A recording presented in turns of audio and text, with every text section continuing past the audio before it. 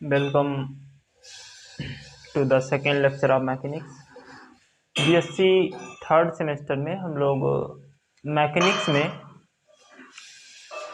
Second lecture में कुछ special relation पढ़े थे। हमने पहले लेक्चर में पढ़ा था कि कैटेनरी क्या होती है, एक्चुअली कैटेनरी क्या है और इसके इंट्रिंसिक और कार्टेशियन इक्वेशंस क्या हैं। ये तीन चीज़ें हमने पढ़ी हुई थी। कहने का मतलब हमारे पास तीन चीज़ें आ चुकी हैं। एक कैटेनरी की परिभाषा, व्हाट इज कैटेनरी, और इसका इंट्रिंसिक इक्वेशन क्या है, इसका कार्टेशियन इक्वेशन क्या है।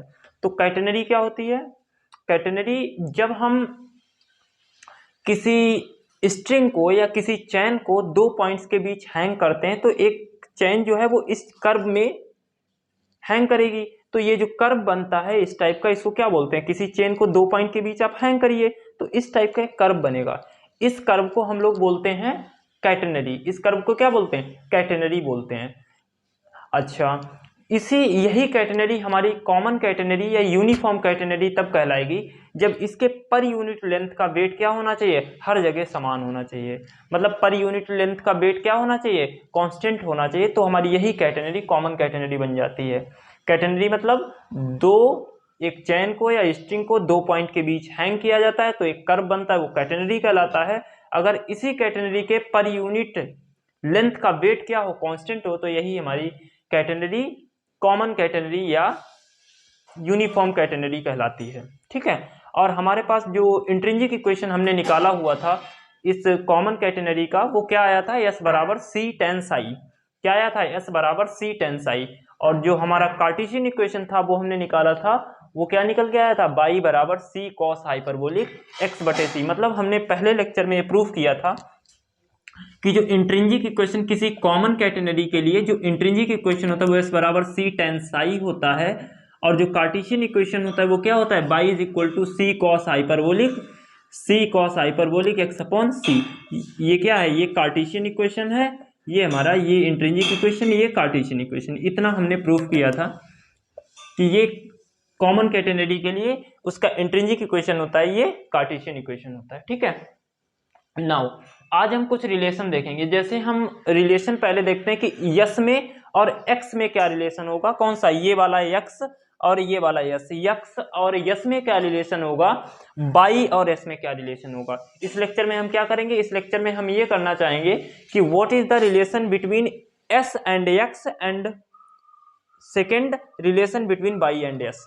तो हम क्या करेंगे, पहले देखते हैं, पहले ये रिलेशन पता करेंगे, relation between yes and x.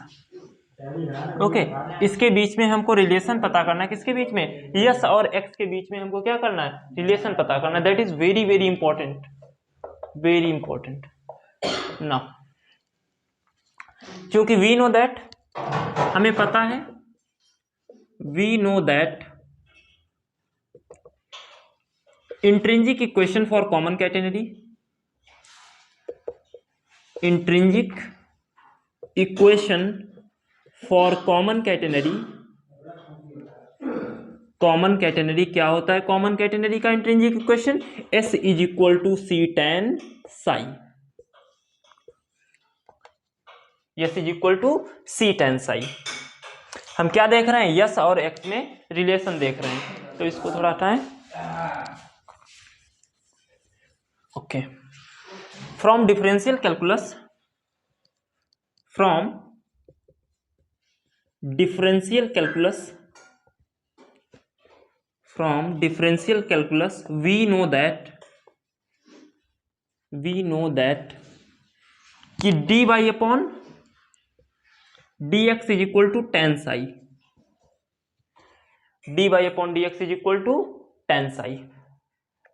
अच्छा, डिफरेंशियल कैलकुलस में फर्स्ट सेमेस्टर में हमने कुछ रिलेशन पढ़े हुए थे। वो रिलेशन क्या क्या है, दैट इज वेरी इंपॉर्टेंट। तो एक बॉक्स में लिख देते हैं, उनको नोट डाउन कर लीजिएगा और याद भी होने चाहिए। दैट इज dx अपॉन जो ds होता है ये होता है cos साई, और dy अपॉन ds होता है ये होता है sin साई, और dy अपॉन dx होता है ये क्या होता है? tan साई। दैट इज ये तीनों रिलेशन आपको याद होने चाहिए। वेयर एस क्या होता है, जहां पे यस किसी कर्व की क्या है, लेंथ है, कॉर्ड की लेंथ है, और एक्स हमारे वेरिएबल्स हैं। Okay, d y upon d x is equal to क्या होगा, टेन साई होगा। नाउ सपोज करो, माना ये इक्वेशन 1 है, ये इक्वेशन 2 है। यूजिंग इक्वेशन 1 इन 2, यूजिंग इक्वेशन 1 इन 2 क्या हमको मिलेगा, क्या मिलेगा, 1 इन 2 लिखो या 2 इन 1 लिख लो, 2 इन 1, 2 को 1 में यूज करो तो यस इज इक्वल टू क्या हो जाएगा, सी टेन साई की जगह क्या रखेंगे, d y upon d x, तो अपन ने क्या किया, d y upon d x रख दिया। सपोज करो, माना ये हमारा इक्वेशन नंबर 3 है, ये हमारा क्या है, इक्वेशन नंबर 3। अच्छा, ये आप नोट डाउन कर लीजिएगा, बॉक्स वाला नोट डाउन ही नहीं सिर्फ करना है, आपको याद भी होना चाहिए ये relation, that is very important. तो क्योंकि हमको पता है कार्टेशियन इक्वेशन क्या होता है, कॉमन कैटेनरी के cartesian equation for CC means common catenary क्या होता है, y is equal to C cos hyperbolic x बटे सी। तो यहां से आप d y upon d x निकालो, d y upon d x कितना हो जाएगा, सी कॉस हाइपरबोलिक का क्या हो जाएगा, साइन हाइपरबोलिक एक्स बटे सी, और एक्स बटे सी का करोगे तो एक्स का तो 1 हो जाएगा, 1 upon C as a constant एक बच जाएगा। तो ये वाला सी हमारा खत्म हो गया, बचा क्या, साइन हाइपरबोलिक एक्स बटे सी, ये क्या है, d y upon d x, d y upon d x is equal to क्या निकल के आया, sine hyperbolic x upon C. इसको इक्वेशन मान लो, ये इक्वेशन क्या है, that is my equation number 4, using 4 in 1, using 4 in 1, 4 in 3 actually.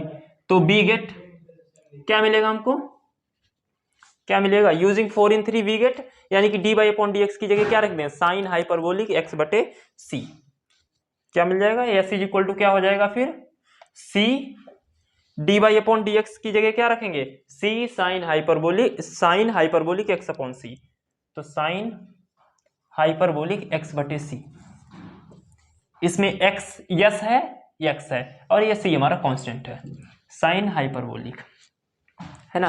तो ये क्या है, this is the relation between S and x, ये क्या है, this is relation between S and S, yes और एक्स के बीच ये रिलेशन है, दैट इज वेरी इंपॉर्टेंट। इसको आप हम साइड में हो जाते हैं, आप नोट डाउन कर लीजिए इसको, आई होप आपने कर लिया होगा। चलिए, हो गया, ओके।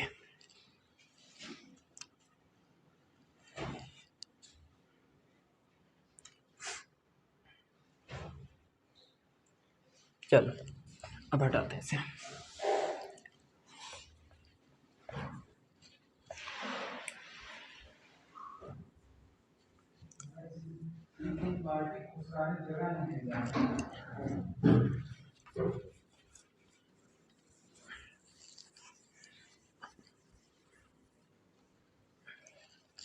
अच्छा, अब हमें किसमें रिलेशन पढ़ना है, अभी यस और एक्स में पढ़ा हुआ था, अब यस और बाई में पढ़ेंगे। व्हाट इज, अब हमें क्या पढ़ना है, तो relation between S and by, this is very very important, बहुत ज्यादा पूछा जाता है, relation between S and by.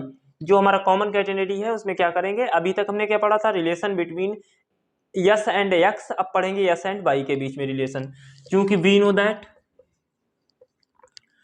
Know that कि एस इज इक्वल टू कितना था, सी साइन हाइपरबोलिक एक्स बटे सी, इसको मान लेते हैं ये हमारा इक्वेशन 1 है।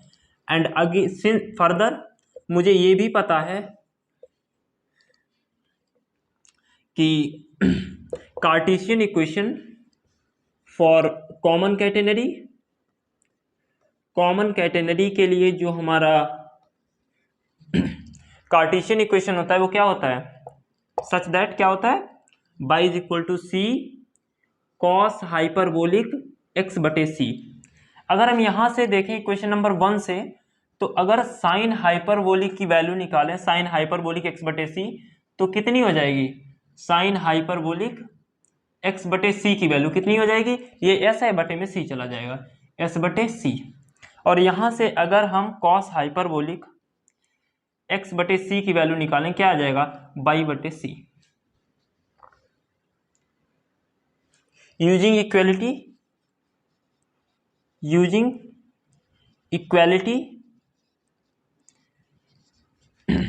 चूंकि कौन सी इक्वेलिटी, हमें पता है कि कॉस हाइपरबोलिक स्क्वायर एक्स बटे c minus sine hyperbolic square x बटे सी कितना होता है, 1 होगा।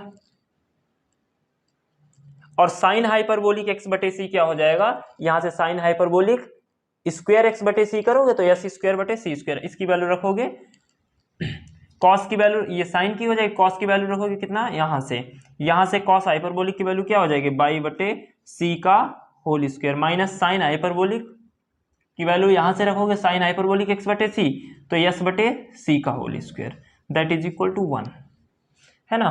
तो यहां से क्या हो जाएगा, बाई स्क्वायर बटे C square minus S square बटे सी स्क्वायर इक्वल्स 1।